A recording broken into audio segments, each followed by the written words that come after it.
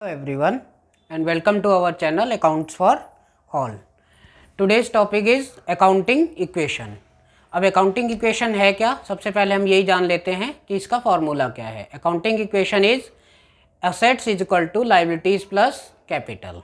इससे समझने से पहले हम ये जान लेते हैं कि assets क्या होती हैं और liabilities क्या होती हैं. Assets जो बिजनेस या फर्म अपने यूज़ के लिए करता है, ख़रीदता है, furniture, cash.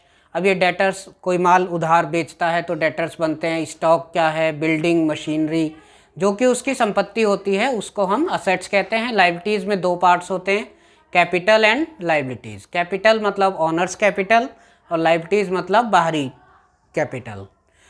Then first concept is dual concept. अब इसके तीन रूल्स हैं. डुअल कॉन्सेप्ट क्या होता है कि दोहरी इफेक्ट पड़ना चाहिए. दोहरा इफेक्ट कैसे पड़ता है? कोई भी हम ट्रांजैक्शन करेंगे उसका हमेशा इस पे दोहरा इफेक्ट पड़ेगा. Second thing is account equation always match. भाई सेकंड रूल क्या है? इसका तीन रूल्स हैं. First rule is dual concept मतलब हर ट्रांजैक्शन का दोहरा इफेक्ट पड़ेगा. Second is equation always match. ये इक्वेशन हमेशा मैच करेगी किसी भी स्टेज पे. Then third rule is if expenses increase then capital reduce and if income increase then capital increase. तो ये तीन चीज़ें हमें याद रखनी है. आइए चलते हैं अपने एक प्रैक्टिकल क्वेश्चन की ओर. Rakesh started business with 20,000 as capital. देखिए सबसे पहले उसने बिजनेस स्टार्ट किया 20,000 कैपिटल लगा के कैश के साथ. तो उसने कैश लगाया 20,000 हो गया और देन कैपिटल 20,000 ये हो गया. यानी कि कैश भी बढ़ा और हमारा कैपिटल भी बढ़ा. तो ये चीज़ हो गई. ये कॉन्सेप्ट हुआ डुअल कॉन्सेप्ट, ठीक है. और इक्वेशन हमारी दोनों बराबर हो गई. Rakesh purchased furniture for cash ₹5,000. Rakesh ने फर्नीचर परचेज किया 500 रुपीज़ से. अब 500 रुपीज़ कैश. देखो कैश उसने दिया, राकेश ने कैश दिया 500 रुपये और फर्नीचर ख़रीदा. फर्नीचर हमारा 500 रुपये का आ गया. तो एक माइनस और एक प्लस, ये हो गया. Then third is Rakesh purchased goods for cash ₹1,000. अब यहाँ पर गुड्स, देखिए गुड्स का हमने एक कॉलम बना रखा है. गुड्स 1,000 रुपये का हमारे बिजनेस में आया, राकेश के बिजनेस में, और 1,000 रुपीज़ का हमारा कैश चला गया क्योंकि उसने नगद माल खरीदा था. देन अब देखिए यहाँ पर कोई इफेक्ट नहीं हुआ अभी तक क्योंकि वो दोनों इफेक्ट एक ही साइड आ गए हैं. असेट्स में असेट्स कम हुई, असेट बढ़ गई, असेट कम हुई, असेट बढ़ गई. जो फर्स्ट एंट्री थी उसमें असेट बढ़ी और लाइबिलिटी भी बढ़ी. अब ये कैपिटल लाइबिलिटी क्यों है, कोई बता सकता है? देखिए क्या है इसमें, कैपिटल लाइबिलिटी इसलिए है क्योंकि बिजनेस जो है वो ऑनर से अलग माना जाता है.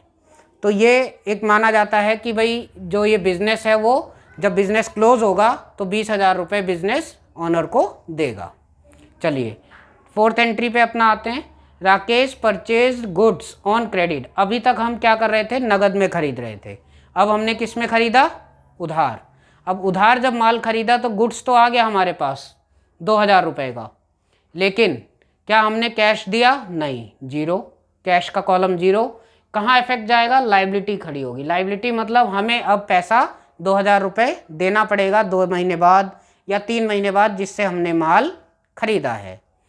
नेक्स्ट आते हैं Rakesh sold goods on credit. अब हमने माल बेचा है, राकेश ने माल बेचा ऑन क्रेडिट फॉर ₹4,000 जिससे उस कॉस्ट प्राइस था 2,500 रुपये. देखिए 2,500 रुपये को ख़रीद के लाया था और उसको 4,000 रुपये में बेचा. उसकी इनकम कितनी हुई? इन दोनों का डिफरेंस कितना है? 1,500. अब 1,500 हमें जब ये रूल देखिए, income increase then capital increase. तो इनकम हमारी बढ़ गई 1,500 रुपये से, हमने ये 1,500 रुपये कैपिटल में ऐड कर दिया. अब नेक्स्ट इसका इफेक्ट कहाँ पड़ेगा? 4,000 का क्या हमारे पास आया? 4,000 का हमारे पास देखिए डेटर बन गया क्योंकि कैश तो आया नहीं.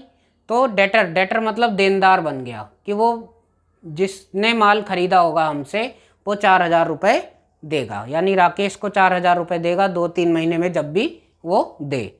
और एक इफेक्ट गुड्स भी तो गया, गुड्स क्या गया, 2500 रुपये का माल गया हमारे राकेश के बिजनेस से, तो 2500 रुपये ये माइनस हो गए। अब देखिए ये हर एक स्टेज पे अब ये अकाउंटिंग इक्वेशन आप टोटल कीजिए तो 23,500 और 23,500। तो होप सो कि आपको ये वीडियो हमारा समझ आया होगा, और अगर आपकी कोई भी क्वेश्चन या कुछ है तो प्लीज़ कमेंट्स कीजिए, हम उसका आंसर करेंगे।